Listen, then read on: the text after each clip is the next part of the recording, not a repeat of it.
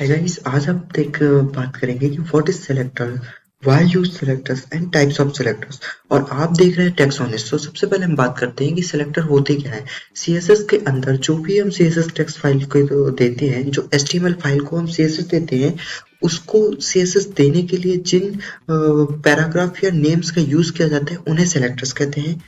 Y use selectors, selectors का use इसीलिए किया जाता है क्योंकि सीएसएस देने में हेल्प होती है। अगर आपकी कोई वेब पेज है, एक वेब पेज की बात हो रही है, एक वेबसाइट के अंदर 100 वेब पेज है और 100 वेब पेज को आप सीएसएस दे रहे हो, तो वहां पे आपके टैग नेम बेसिकली नॉर्मली हर पेज में नॉर्मल आ ही जाएंगे, दो चार मैच हो जाएंगे, तो वहां पे काम आते हैं सेलेक्टर्स।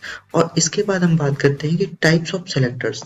तो अगर हम टाइप्स ऑफ सेलेक्टर्स की बात करें तो बेसिकली ये तीन तरीके के होते हैं। प्री डिफाइंड, जिसमें कि डायरेक्टली टैग नेम आते हैं। टैग का नेम देना, टैग को ही एक नाम देकर उसमें सीएसएस देना, जैसे कि H1 tag, paragraph tag, UL tag, या फिर आपका फॉर्म टैग। किसी भी टैग को लेकर आप एक एचटीएमएल दे रहे हो, वो सीएसएस दे रहे हो, तो वो प्री डिफाइंड टैग कहलाते हैं, जो कि टैग सेलेक्टर होते हैं। दूसरे होते हैं यूजर डिफाइन। एक्चुअली ये भी प्री डिफाइन का पार्ट है, बट इसमें आप कुछ नाम देते हो, जैसे कि आईडी और class basically pre defined attributes हैं HTML के, और प्री डिफाइंड एट्रीब्यूट्स को आप नाम देते हो, और इन नाम की हेल्प से आप जो है सेलेक्टर का बनाते हो, मतलब यूज करते हो। तो आप इन्हें एट्रीब्यूट सेलेक्टर्स भी कह सकते हो यूजर डिफाइन के बजाय। और तीसरे आते हैं डिसेंडेंट सेलेक्टर्स। ये जो डिसेंडेंट सेलेक्टर्स होते हैं, ये बेसिकली दो टैग्स को लेकर काम करते हैं, मतलब किसी आईडी के अंदर किसी टैग को यूज कर रहे हैं, क्लास के अंदर किसी टैग को यूज कर रहे हैं, तो उसको कहते हैं डिसेंडेंट सेलेक्टर्स। तो सबसे पहले हम बात करते हैं टैग सेलेक्टर्स। टैग सेलेक्टर्स क्या होते हैं, जैसे कि आपको यहाँ पर आपको दिख रहा होगा पैराग्राफ के अंदर, यहाँ पे एक क्लास है डी, अंदर सबसे पहले मैं एक बॉडी के अंदर एक नॉर्मल सा लेता हूँ, क्या लेता हूँ, H1 टैग।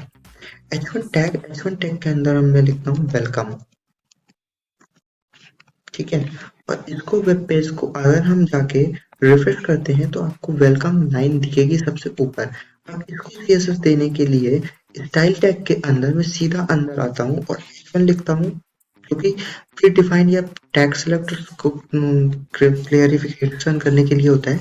H1 लिखने के बाद ब्रैकेट दिया, ब्रैकेट के अंदर मैंने बैकग्राउंड कलर लिया, बैकग्राउंड कलर मैंने यहाँ पे लिख दिया येलो, और इसको रिफ्रेश करने पे आपको मिलेगा कि ये जो वेलकम है इसके पीछे एक येलो कलर आ गया। हालांकि जितने भी H1 है वहां भी येलो आ गया। अब ये सारी जगह येलो आने का रीजन ये है कि ये सब जगह H1 ही लगा हुआ है। तो आप इसको H2 कर सकते हैं, और H2 करने से आपको H2 जहां पर होगा वहां पर भी मिलने वाला है, जो बात है सच, ठीक है।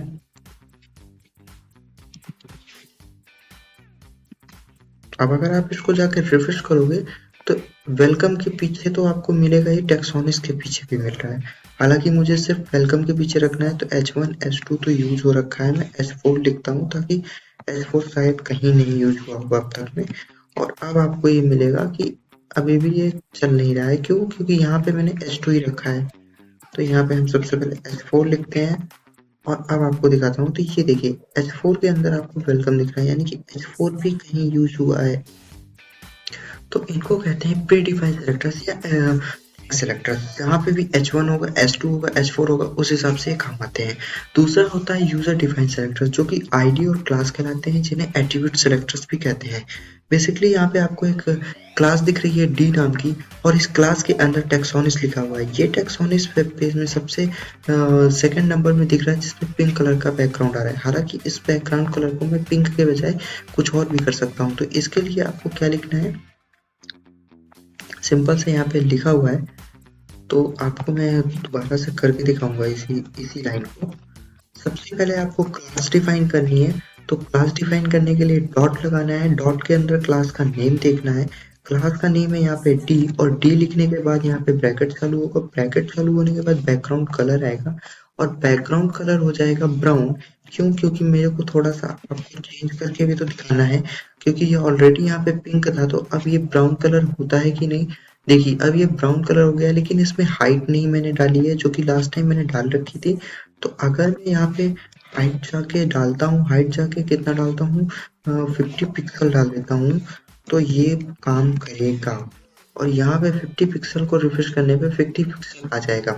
ठीक है, इसी तरीके से आईडी के बाद आते हैं, सॉरी ये क्लास था, डॉट के बाद आईडी आती है। आईडीज क्या होती हैं? जो कि हैशटैग के साथ काम आती हैं।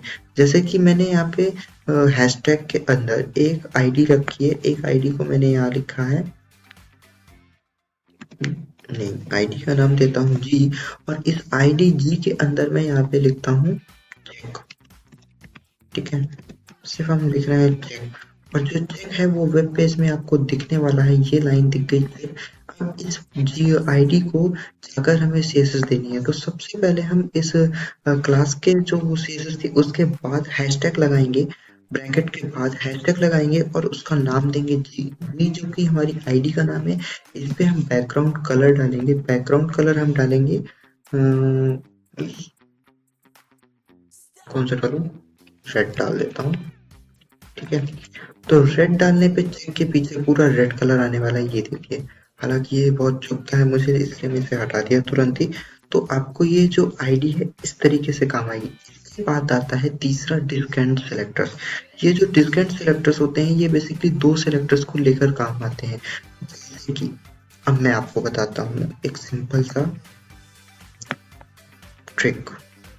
अभी हमारा ये जो है टी नाम की क्लास है, क्लास के अंदर पी नाम का पैराग्राफ है। यहाँ पर आप देखिए एक डिव है जिसमें क्लास टी लगी है, S2 टैग है, S2 टैग के अंदर पी पैराग्राफ है और पी पैराग्राफ के अंदर टेक्सोनिस है। ठीक है, ये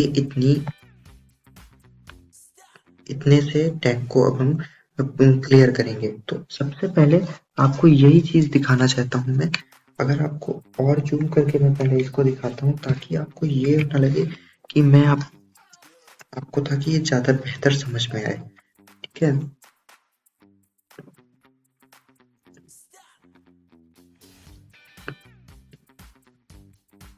ये देखिए डिव है क्लास डी, डिव के अंदर क्लास डी लगा है, क्लास डी के अंदर S2 है, S2 के ऊपर टेक्सोनिस है। अब मैं इसी को स्टाइलिंग देने वाला हूँ डिस्क एंड सेलेक्टर्स की हेल्प से। डिस्क एंड सेलेक्टर्स बेसिकली दो सेलेक्टर्स को मिलकर बनाते हैं। जैसे कि यहाँ पे डी नाम की ये क्लास है, इस डी नाम की क्लास में पी नाम का जो भी पैराग्राफ है ये इसका डिस्क एंड बन गया। इसके बाद इसका ब्रैकेट चालू हुआ, ब्रैकेट चालू होने के बाद यहाँ पे कलर डाल देता हूँ, मैं कलर डालता हूँ रेड। ठीक है, और क्या डालूं, बैकग्राउंड कलर भी डाल देता हूँ इसका पैराग्राफ का, ये लो। अब देखते हैं इसमें काम कौन सा करने वाला है, क्योंकि मैंने दो एक साथ दे दिए हैं तो दोनों देखिए काम कर रहे हैं।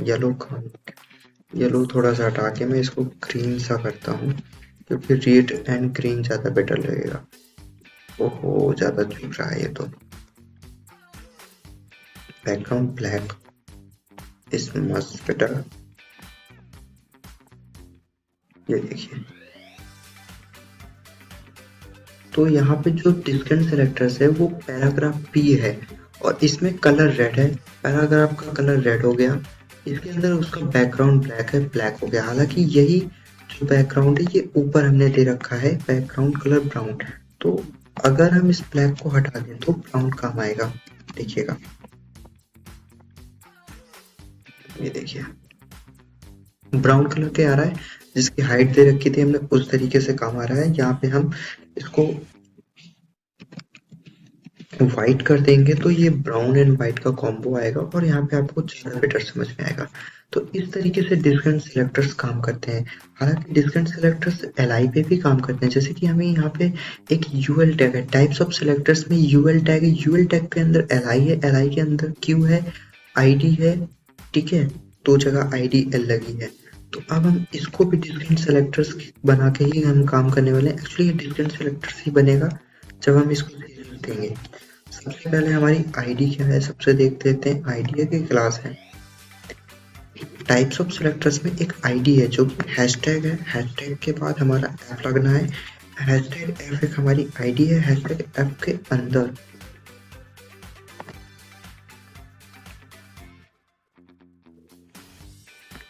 यूएल है और यूएल के अंदर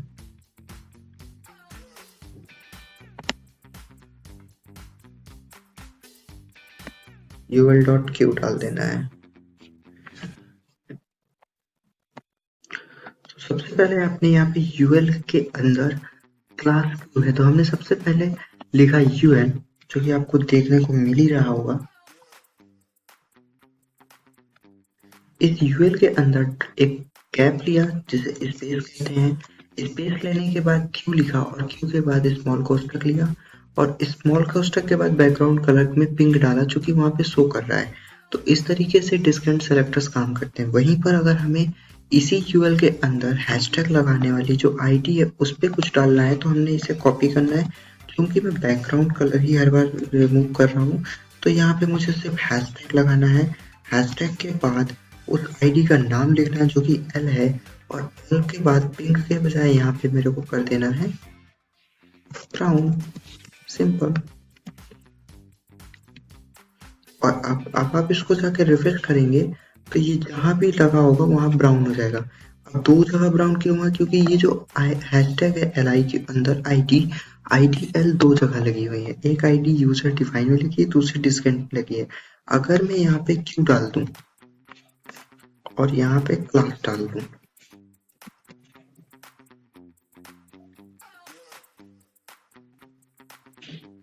क्लास क्यू, ठीक है,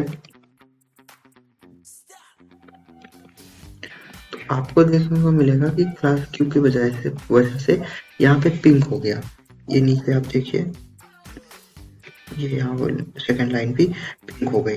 तो डिस्केंट सेलेक्टर्स इस तरीके से काम आते हैं। आई होप आपको वीडियो पसंद आया होगा और आप इस वीडियो को, चैनल को सब्सक्राइब करेंगे।